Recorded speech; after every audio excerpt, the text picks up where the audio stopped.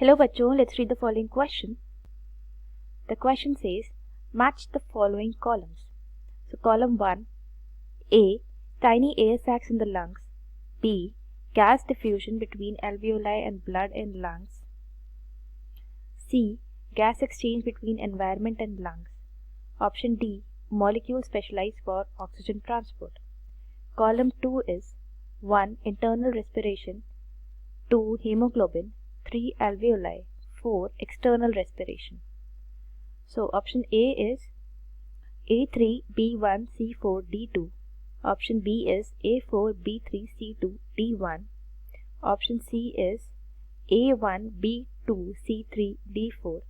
And option D is A2, B1, C4 and D3. So हमारा यहाँ पे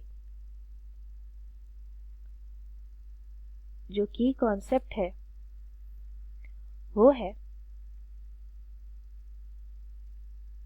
respiratory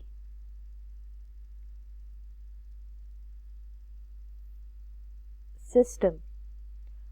सो देखते हैं हमारा जो फर्स्ट ऑप्शन है column 1, A says tiny air sacs in the lungs. So जो टाइनी एयर सैक्स होते हैं, इन एयर सैक्स, ये जो एयर सैक्स हैं ये टर्मिनल पॉइंट होता है हमारा जब हमारा trachea, bronchi, bronchioles further divide होते हैं इनटू एयर सैक्स। सो ये टर्मिनेट होते हैं इनटू एयर सैक्स, और ये एयर सैक्स में क्या होता है, एयर सैक्स या इनको बोलते हैं एल्वियोलाई, और इनमें क्या होता है, इनमें होता है गैसियस एक्सचेंज। सो हमारा जो फर्स्ट ऑप्शन हो जाएगा that goes with alveoli, that is 3। Next है हमारा B. B is option B, column 1B is gas diffusion between alveoli and blood in lungs. So इसमें क्या हो रहा है, gases का diffusion हो रहा है, gases are getting diffused. So जो diffusion हो रहा है ये हो रहा है between the alveoli and blood. So ये हो रहा है हमारा इंटरनली हो रहा है। सो इसे हम बोलते हैं इंटरनल रेस्पिरेशन।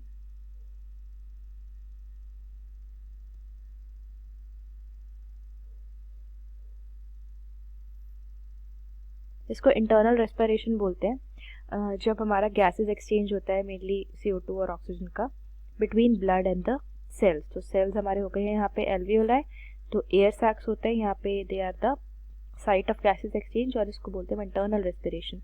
और हमारा एक्सटर्नल रेस्पिरेशन तब होता है जब हमारा वो एक्सटर्नल एनवायरनमेंट और लंग्स के बीच में होता है। सो हमारा जो ऑप्शन सी है, जो सी है कॉलम 1 में, that is gas exchange between environment and lungs.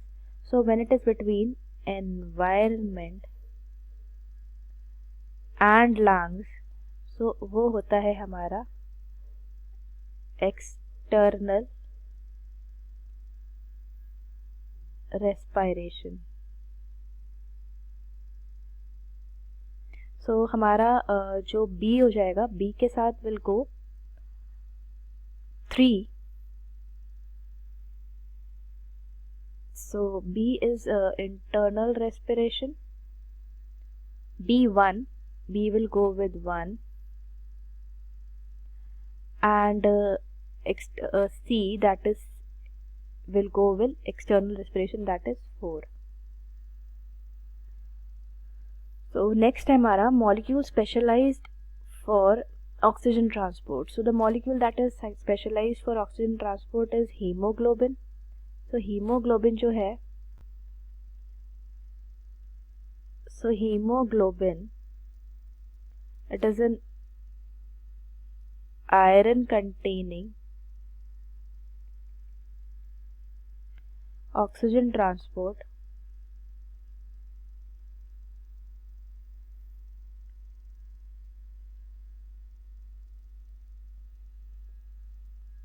metalloprotein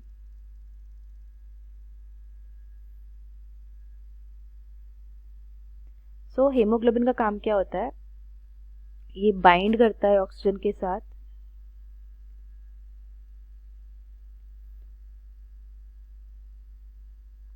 and bind करने के बाद ये इसको कैरी करता है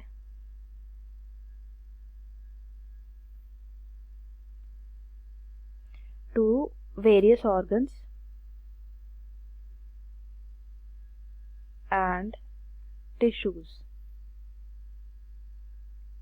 सो हमारा जो हेमोग्लोबिन हो जाएगा डी हो जाएगा, दैट विल गो विद 2। तो हमारा जो सही सीक्वेंस बन रहा है that is A3 B1 C4 and D2।